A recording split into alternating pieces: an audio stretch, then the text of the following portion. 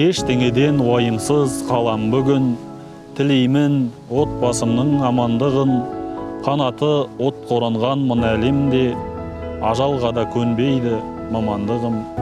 Дауа таппай дертіме жараға түп, тыныштық тапсы екен деп қала бақып, баламның күлкісінен қуат алам, әр күн сайын жұмысқа бара жатып. Адамдар ұйықтаса деп дұрыс бүгін, күнді алаңмен өтеді жұмыс күнім. Отқа кіріп кетемін, именбеймін, күзетемін қаламның тыныштығын.